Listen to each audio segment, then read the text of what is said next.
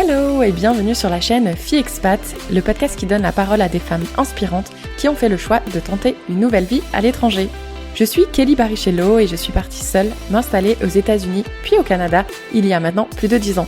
Que tu sois déjà expatriée / immigrée ou tout simplement curieuse de savoir comment est la vie en Amérique du Sud, en Afrique ou encore en Asie, ce podcast est fait pour toi. Toujours dans la joie et la bonne humeur, j'échange avec mes invités sur leur parcours, les difficultés qu'elles ont rencontrées mais aussi les moments forts. Et comme vous êtes de plus en plus nombreuses à nous écouter en dehors de la France, dans cette saison 6, mes invités et moi, on va te proposer des épisodes quelque peu différents des saisons précédentes afin de te partager certains de nos ressentis ou alors de t'apporter des conseils pour vivre mieux ton aventure. Et si tu souhaites rejoindre les coulisses de Fille Expat, je t'invite à t'abonner au compte Instagram. Le lien se trouve dans la description de cet épisode. Allez, attachez vos ceintures, let's go! Salut à toi, chère auditrice et auditeur. Petit warning, pour la première fois en plus de 70 témoignages, j'ai décidé de tendre mon micro à une femme qui n'est jamais partie de la France, mais ce n'est pas grave parce que Juliette, même si tu n'es jamais partie, tu as décidé de consacrer ton temps et ton énergie prochainement à aider les femmes francophones qui, elles, vivent à l'étranger. Donc ça, c'est vraiment super remarquable et appréciable. Et avant qu'on rentre dans le vif du sujet, j'ai l'habitude de demander à mes invités de se présenter en nous disant leur âge et la ville d'où elles nous parlent actuellement. Alors du coup, moi je m'appelle Juliette, j'ai 25 ans et actuellement je suis à Paris. Donc pour pas faire très originale, française à Paris en ce moment. Eh ben écoute, et ben moi pour essayer de spicer un peu l'originalité pour celles et ceux qui ne me connaissent pas, je m'appelle Kelly, j'ai 36 ans et je vous parle depuis la ville de Montréal au Canada. Donc voilà. Donc, Juliette, aujourd'hui, tu es là pour nous parler de Willa. Et avant que tu nous dises des détails sur ce programme, est-ce que tu pourrais déjà commencer par nous dire que signifie ce mot Willa? Ouais, complètement. Willa, du coup, c'est une association. On est une association, on existe depuis 2005 et on a changé de nom en 2018. Initialement, on s'appelait Paris Pionnière et par différentes idées, différentes vocations aussi de l'asso, on a changé de nom et on est devenu Willa. Donc, il y a eu, c'est le fruit d'un long travail. Willa, c'est du coup will conjugué au féminin. Donc, c'est la volonté avec un A à la fin pour la conjugaison au féminin. Parce que disclaimer, nous accompagnons des projets qui sont fondés ou cofondés par des femmes et on avait vraiment cette vocation de sortir de l'entrepreneuriat parisien et de l'entrepreneuriat français et vraiment une volonté de s'expandre au travers du coup des frontières, chose qu'on est absolument en train de faire avec ce programme Expat, dont je vous en parlerai un petit peu plus après. Et donc voilà, Willa, la volonté conjuguée au féminin. Eh ben, c'est super. En plus, franchement, quoi de mieux pour le premier épisode de la saison 6 de Fille Expat, aider les femmes. L'entrepreneuriat, moi, ça me parle beaucoup, comme tu le sais. Donc voilà, je suis super excitée d'en apprendre plus. Donc, est-ce que tu peux nous dire exactement depuis quand l'association existe, combien de femmes vous avez déjà accompagnées, par exemple? Ouais, alors en fait, l'asso, elle existe du coup depuis 2005. Donc, c'est une asso qui est assez ancienne, qui est pionnière justement sur l'accompagnement de l'entrepreneuriat féminin. On a accompagné, donc c'est un peu compliqué aussi de remonter exactement combien entre celles qu'on a un peu accompagnées, celles qui ont vraiment fait les programmes, mais on recense environ 800 startups qu'on a accompagnées et plus de 1800 porteuses de projets. Parce qu'on fait la distinction aussi entre le projet qui est déjà fondé, qui est déjà travaillé, qu'on va les accompagner à se structurer, à grossir, et les femmes qui sont vraiment à cette première phase de l'idée et qu'on va aller pousser justement dans l'idéation pour voir si, oui ou non, le chemin de l'entrepreneuriat, c'est quelque chose qui leur correspond. Donc, on est sur entre 3000 et 4000 personnes qui sont passées par les locaux de Willa et par nos Zooms maintenant, et beaucoup plus au travers des webinaires et des différentes rencontres. Ouais, c'est impressionnant. D'ailleurs, petit spoiler alerte, une fois que j'ai fini de donner la parole à Juliette, nous allons avoir une porteuse de projet qui nous parlera de cet accompagnement et comment aujourd'hui son projet, il a vraiment super bien pris. Juliette, du coup, si j'ai bien compris, jusqu'à maintenant, vous avez surtout accompagné des femmes qui se situaient en France, mais vous avez décidé de donner leur chance à celles qui sont parties. Est-ce que tu peux nous en dire un peu plus? Ouais, complètement. En gros, initialement, oui, là, on faisait de l'accompagnement principalement en présentiel. Donc, c'était des bootcamps. Donc, ça, c'est des formations assez intensives sur une semaine et des formations plus longues sur 6 mois, sur un an, mais avec à chaque fois des rendez-vous en présentiel dans nos locaux. Et avant le Covid, on n'imaginait pas trop, mais comme pas mal de personnes dans le monde, on n'imaginait pas trop que ce qu'on faisait en présentiel pouvait aussi marcher en digital, voire parfois mieux marcher en digital. Et donc, on a été un petit peu forcés de le faire parce que les entrepreneurs continuaient d'entreprendre, même si on était coincés chez nous. Et on a transféré nos programmes en digitaux avec forcément une adaptation, des pauses un peu plus courtes, enfin un peu plus longues justement, des formations un peu plus courtes, des formats plus dynamiques ludique aussi, avec des contenus qu'on allait envoyer en amont, enfin des petits tips comme ça, et des moments aussi de rencontre entre les participantes, parce que le plus dur à recréer sur le digital, c'est le off. Et donc, du coup, en fait, on a remis en place ces programmes en digital. Et une fois le Covid passé, mais en fait, il y a plein de personnes qui nous ont dit, nous, on vous a rencontrés quand vous étiez en digital parce que on pouvait pas se rendre à Paris pour venir faire des formations. Et ça, on le comprend totalement. Et donc, du coup, on s'est dit, OK, donc il y a vraiment aussi une carte à jouer de ce côté-là. Il y a plein d'entrepreneurs qui voudraient être accompagnés, qui voudraient vraiment avoir ce focus aussi femmes et communauté. Et en fait, on sait le faire, on peut le faire. Et donc, du coup, pourquoi se limiter à l'Île-de-France? Et donc, on a lancé notre première promotion du programme Willa Jump, qui est en fait plus ou moins comme le programme Expat, si ce n'est qu'il n'a pas justement cette vocation à accompagner des femmes expats à l'international francophone, mais il est plutôt vraiment basé sur la France de manière générale. Mais c'est plus ou moins le même fonctionnement. Du coup, c'est des contenus qui sont adaptés, des formateurs qui sont formés au digital et vraiment, c'est accompagner du coup les porteuses de projets, peu importe où qu'elles soient. Et donc, du coup, j'ai un peu squeezé la question initiale qui était le programme Expat. Je parle beaucoup, donc aussi à tout moment, c'est possible de me couper. Et donc, du coup, le programme Expat, il est justement né d'une conversation avec Marie-Caroline que ceux qui contrôlent le podcast pourront du coup rencontrer, qui est une alumni Willa et qu'on a accompagnée sur un programme justement en présentiel avant le Covid. Et elle était déjà expat à ce moment-là, mais elle faisait des allers-retours pour le business entre je crois que c'était du coup le Sénégal et Paris. Et elle faisait en sorte de corréler du coup ses rendez-vous business avec l'accompagnement Willa. Mais c'était clairement pas idéal. Et du coup, elle nous disait, mais ça serait vraiment bien de proposer une offre parce que je suis pas la seule entrepreneur expat, il y en a plein. Et en fait, c'est ça, des incubateurs digitalisés, c'est ce qu'on voudrait, un vrai soutien pendant un temps donné, un vrai coup de boost comme ce que peuvent proposer les incubateurs. Donc, du coup, on a réfléchi. Au tout début, on se disait, on n'avait pas encore cette casquette à fond sur, en tout cas, la digitalisation de nos programmes. Et en fait, comme au final, ça s'est fait, on s'est dit, oui, en fait, pourquoi ne pas le faire si ce n'est apprendre à gérer des décalages horaires. Mais ça, plein d'autres l'ont fait avant nous.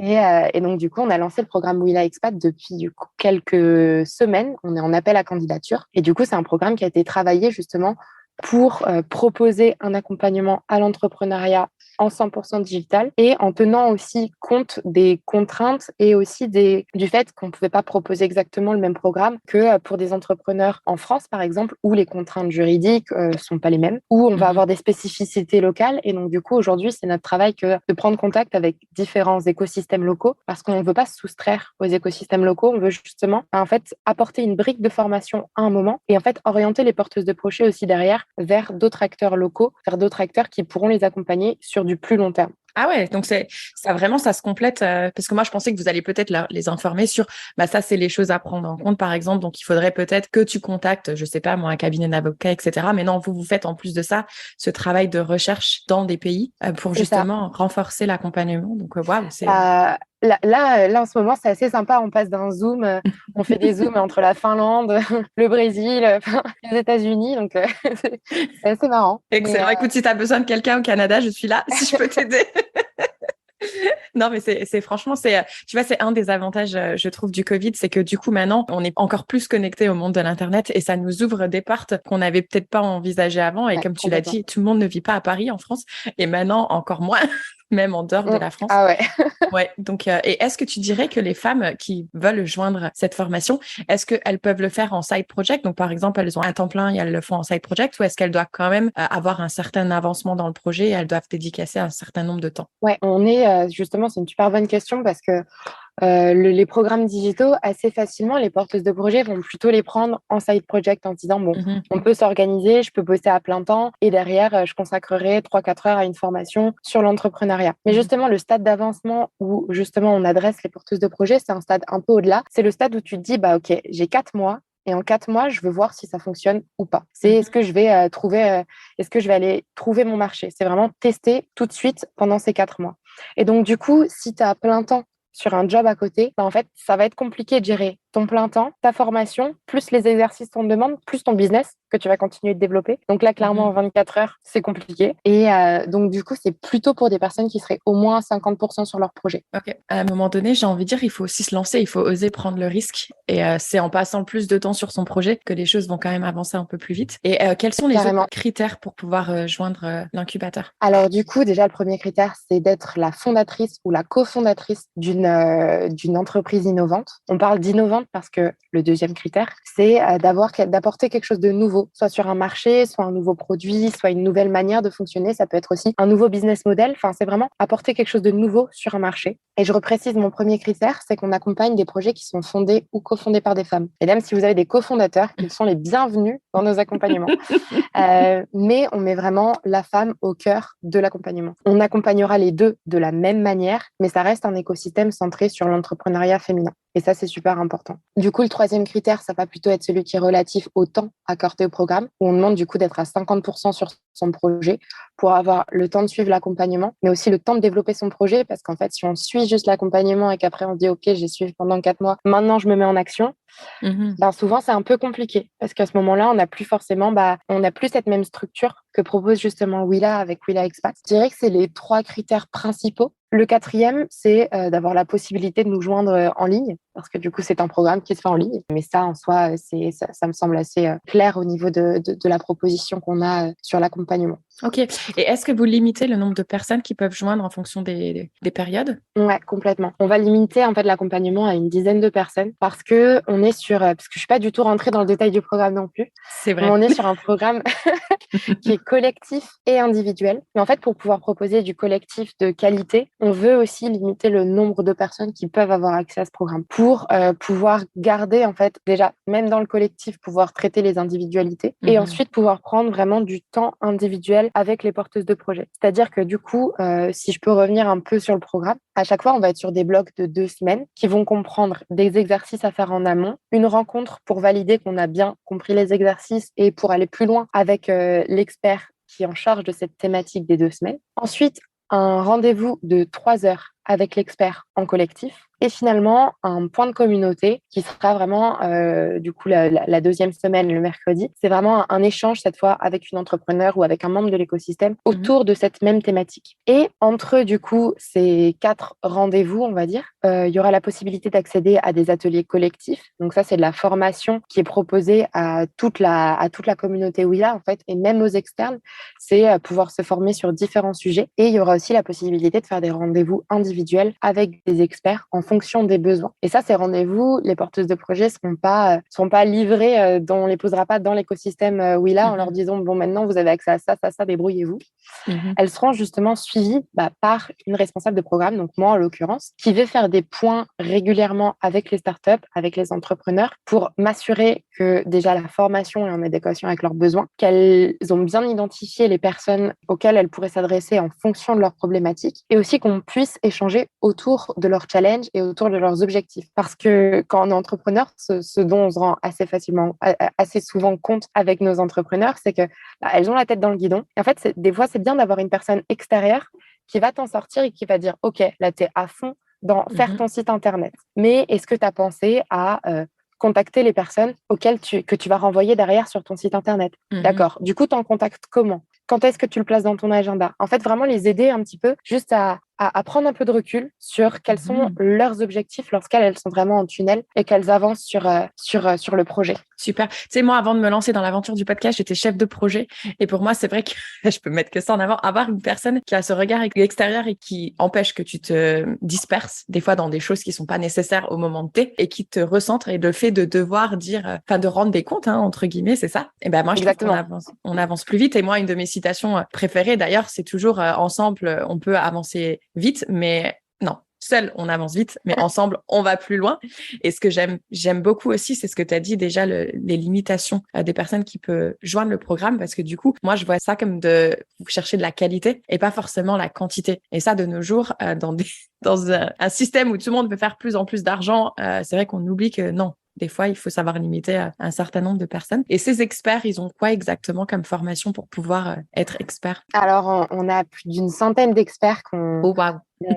qui sont à nos côtés chez Willa. Et d'ailleurs, enfin vraiment, les experts avec lesquels on travaille, c'est vraiment notre force. En plus du coup de notre communauté, c'est vraiment notre force parce que nous, on est une équipe de 10 personnes, on est 13, c'est bien, mais c'est pas beaucoup par rapport au nombre d'entrepreneurs qu'on a et au C'est nombre sûr. de programmes qu'on gère en parallèle. Et en fait, on s'appuie énormément sur ces personnes qui sont de formations multiples. C'est vraiment par exemple, sur le programme Expat, on va avoir des personnes qui vont travailler sur la communication. D'ailleurs, je pourrais te redonner le nom des différents experts si tu veux les mettre en lien parce que on les remercie jamais autant parce que on est une association, donc ils nous donnent aussi plus de temps que ce qu'ils pourraient donner parfois à des privés, à des clients, des grosses entreprises qui pourraient mieux les rémunérer. Et en fait, c'est des experts qui vont être engagés à nos côtés et qui vont vraiment donner du temps et donner leurs compétences aux entrepreneurs. Et ce qu'on voit encore plus, c'est que en fait, on leur demande 3 heures, mais derrière, ils sont dispo pour répondre par mail, pour répondre, pour faire des calls sur certains sujets. Typiquement, je faisais un call avec Aurélie Béco, qui est du coup qui est en charge de l'atelier sur le marketing et la communication, et qui en fait, au-delà de juste me dire, ok, bah qu'est-ce que vous proposez, comment est-ce que je peux vous aider, elle a été super force de proposition sur, ok, bah ça pourrait être super chouette de le faire. Moi, les entrepreneurs que j'accompagne, c'est plutôt ça leur problématique. Je pense qu'il faudrait qu'on limite à tel sujet. En fait, c'est vraiment avec ces experts qu'on construit nos accompagnements. Et donc ça pour chaque Génial. programme. Et là, sur le programme Expat encore plus, parce que justement, on a aussi cherché à avoir des experts qui avaient elles-mêmes des expériences d'expat ou des expériences à l'international. Donc, par exemple, sur le leadership, on va avoir une personne qui a vécu pendant 5 ans à New York. Sur le business model, on va avoir Alexandre qui est en Belgique et qui avant était à Berlin. Donc, en fait, c'est aussi relier les différents écosystèmes, en tout cas sur ce programme, et les différentes expertises. Et on va pas checker enfin, nous, en tout cas, c'est pas quelque chose qu'on fait d'aller checker les diplômes, par exemple, de nos experts, mais par contre, en fait, on va aller tester en quelque sorte, enfin, c'est-à-dire qu'on va voir avec eux, ok, bah, nous, on aimerait bien faire une formation avec tel type de public, de telle ou telle manière, on a pensé à ça, ça, ça. Et en fait, c'est en fonction aussi de comment est-ce qu'ils nous proposent des choses et comment ça se passe par la suite avec nos startups qu'on valide. Enfin, de manière générale, en fait, quand ils viennent nous voir, ils savent déjà un peu qui on est et comment on fonctionne. Donc, on n'a pas trop de déconvenues de ce côté-là. J'adore parce que tu vois, pour avoir interrogé beaucoup de femmes expats, c'est vrai que certains pays, je ne les citerai pas, focalisent beaucoup, ou certains recruteurs d'ailleurs, focalisent beaucoup sur les diplômes, et pourtant l'expérience, ça vaut Mais tellement plus. Et ici, ce que j'adore, pour citer le Canada, par exemple, c'est que tu peux très bien faire des reconversions, très facilement aller dans des branches qui te correspondent pas du tout, mais c'est pas grave parce qu'en fait, c'est la motivation, c'est ta détermination, c'est ta passion. Donc ça, c'est quand même incroyable. Et avant que je te pose la question que tout le monde se pose, bien évidemment, tout le monde doit se dire, mais quel est le coût de ce programme? Est-ce que tu dirais que les femmes, elles ont plus de challenge que les hommes à se lancer dans l'entrepreneuriat? je dirais que déjà les femmes en France, en tout cas, à se lancer, en fait, oui, parce qu'il y a forcément déjà un biais social. Parce que déjà, en tant que femme, on a ce truc de bien suivre les règles, être sage, faire ce qu'on nous a demandé de faire de bonnes études, avoir un bon métier, un peu ce carcan de la société qui nous dit de bien faire les choses. Et en fait, un ou une bonne entrepreneur, pour le coup, c'est quelqu'un qui va tester et qui va, une fois sur deux, qui va se planter. Donc, qui va probablement pas faire bien les choses dès le début. Donc, en fait, il y a ce truc de, ouais, c'est plus compliqué parce que déjà, socialement, il y a un biais qui fait qu'on a peur de se planter et qu'on a 2 fois plus peur d'être jugé si on se plante. Et ça c'est un fait, en fait. Aujourd'hui, on va encourager un garçon qui est en train de tester, enfin, rien qu'à l'école, on le voit, enfin, les C'est garçons, clair. c'est des casse-cous. Et les filles, c'est si elles parlent un peu trop ou quoi que ce soit, elles sont cataloguées en bavardes et c'est tout de suite quelque chose de négatif. Et donc, forcément, il y a ce frein un petit peu envers le risque. Et oui. Et donc, du coup, au-delà de ça, en fait, il y a juste d'autres freins qui vont être des limitations juste pratico-pratiques, qui sont que aujourd'hui, quand on est une femme, qu'on va voir des investisseurs et qu'en face de nous, on a 3 hommes blancs qui ont fait HEC, en fait, généralement, ils vont se dire, bon, ok, donc cette fille-là, elle a environ 30 ans. Est-ce qu'elle veut des enfants? Est-ce que vraiment je lui fais confiance pour gérer une boîte? Enfin, ça peut être des choses comme ça, où en fait, forcément, si les personnes qui aujourd'hui sont les personnes qui prennent les décisions dans l'écosystème startup sont majoritairement des personnes du coup qui ne te représentent pas ou qui ne se sentent pas en tout cas apparentées à toi, forcément tu vas aussi derrière avoir moins de possibilités d'investissement. Et encore là, je parle que des investissements, mais c'est dans plein d'autres sujets en fait aujourd'hui sur cette question du coup de l'entrepreneuriat et de est-ce qu'on a plus peur ou pas de se lancer, je dirais qu'il y a aussi le truc de pas forcément savoir où est-ce qu'on va aller chercher des infos. Est-ce que je peux poser des questions à mes collègues ou pas? Est-ce que c'est un projet qui est sérieux ou pas? Il y a aussi ce truc de minimiser son projet, de se dire est-ce que je vois grand ou est-ce que je me limite à juste un petit peu et j'ose pas trop et donc du coup je le garde en side project et peut-être qu'un jour, quand vraiment ça fera 5 ans que je le penserai,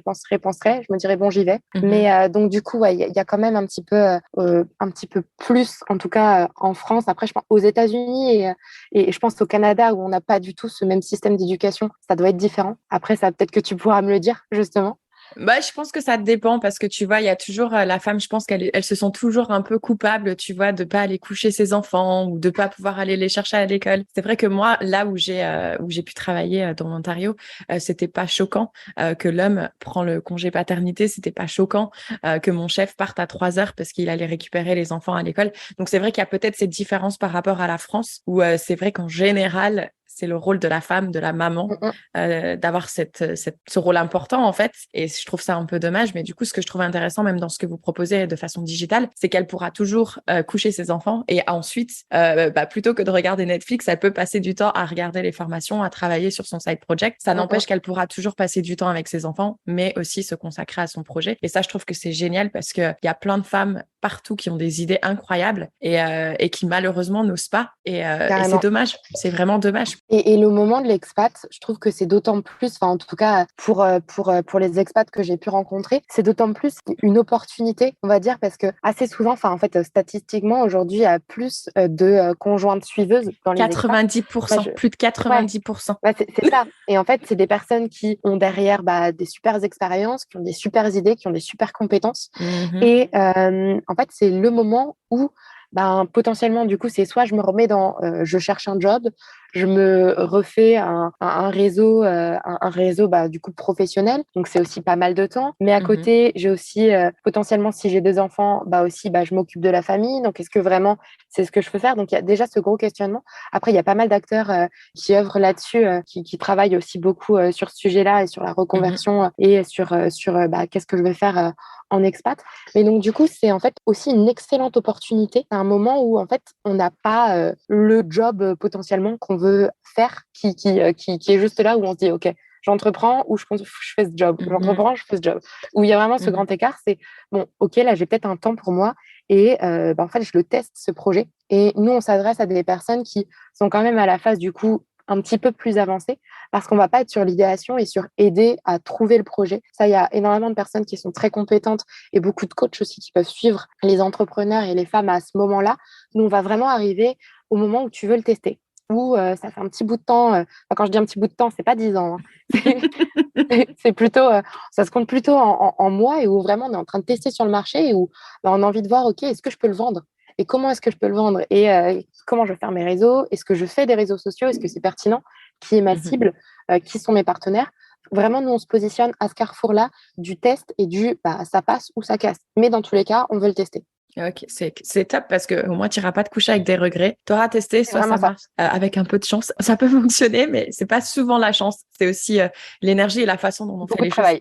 Voilà, c'est important de faire les choses. Avant que je te pose la question du tarif, est-ce que tu vas ajouter autre chose sur le programme? Le programme est du coup, peut-être par rapport aux dates, on est en appel à candidature. Donc sur l'hémisphère Est, on est en appel à candidature jusqu'au 9 octobre. Et ensuite, sur l'hémisphère Ouest, on ouvre un second appel à candidature. Parce qu'en termes de décalage horaire, c'est un petit peu compliqué. Qui cette fois, du coup, le programme pour l'hémisphère Ouest, du coup, commencera en fin de janvier prochain. Donc en 2023, début 2023. J'en profite pour faire une petite pause pour vous informer que les appels en candidature auront lieu jusqu'au 3 février 2023 et les sessions auront lieu tous les lundis et mercredis de 14h30 à 17h30 heure de Paris. Donc si ça t'intéresse, je t'invite à aller voir les liens qui se trouvent dans la description de cet épisode. Ça, c'était un petit peu l'ajout que je voulais faire. Et non, le dernier ajout, c'est que si des personnes sont intéressées, se posent encore des questions à la suite du podcast, que je suis totalement dispo pour échanger avec elles, qu'il y a aussi plein d'informations sur notre site internet. Et je ne sais pas si peut-être tu pourrais le mettre en barre d'infos. Comme ça, je ne le reprononce pas à l'oral. et on sera ravis de vous donner des compléments d'informations à tout moment. Tous les liens internet seront dans la description du podcast, donc il n'y a aucun souci là-dessus. Voilà. Donc maintenant, parlons coût. Oui.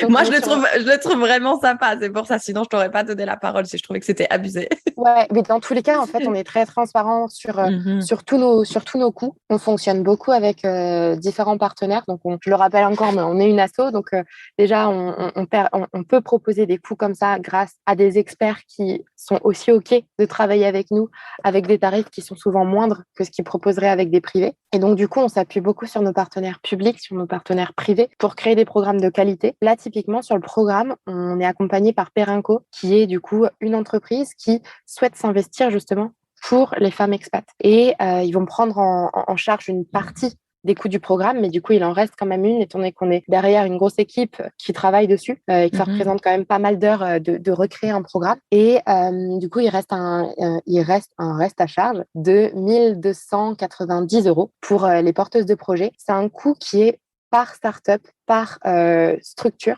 Donc, si vous êtes deux cofondatrices ou cofondateurs, ça sera ce même coût dans tous les cas parce qu'on vous accompagnera, on accompagne la structure en tant que telle. Et au-delà d'un complément en termes de revenus, nous, pour l'association, c'est aussi parce qu'on s'est rendu compte dans nos différents programmes qu'un coût d'accompagnement, en fait, changeait aussi un petit peu la dimension que tu vas donner à l'accompagnement. Parce Carrément. que un accompagnement qui est gratuit, qui est 100% dispo, en fait, tu dis que c'est super chouette, tu es à fond dès le début.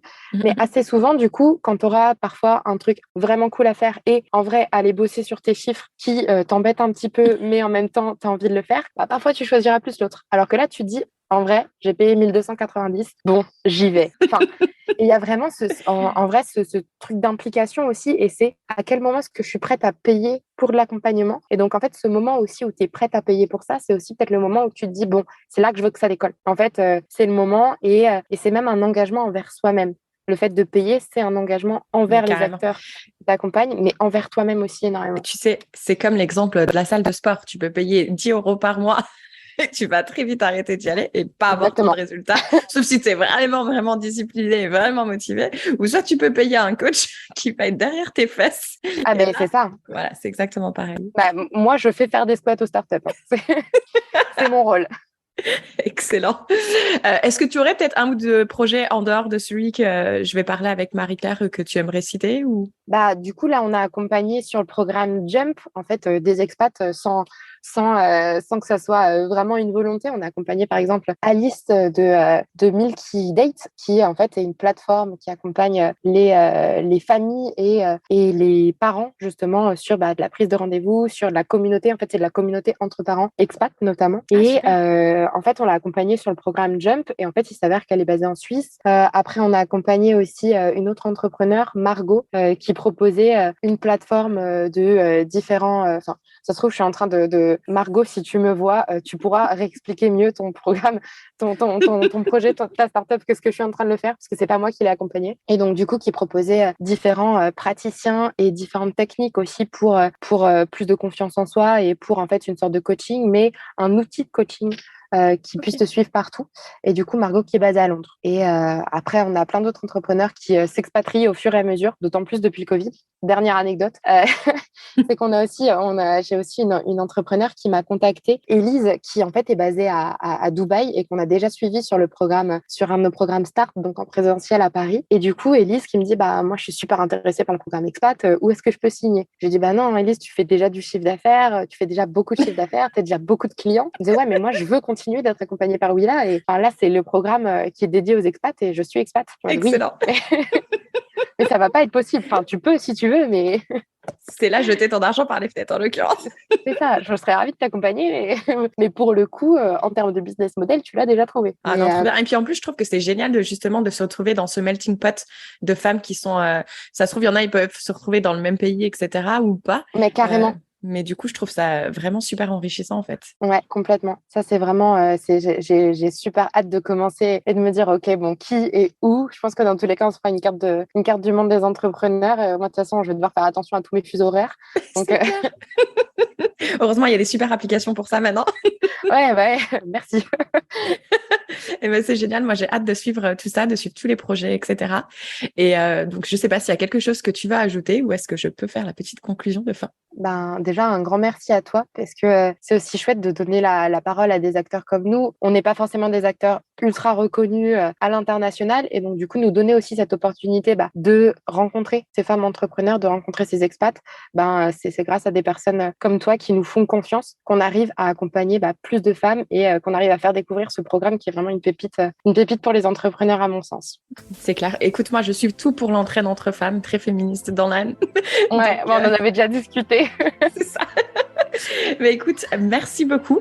Merci à tous ceux qui nous ont suivis jusqu'au bout. N'hésitez pas à nous mettre un petit like ou si vous nous écoutez depuis la plateforme de podcast, de nous mettre du coup 5 étoiles. Et je vous dis à très vite pour un prochain épisode de Fille Expat. Ciao, ciao Juliette. Salut, merci beaucoup.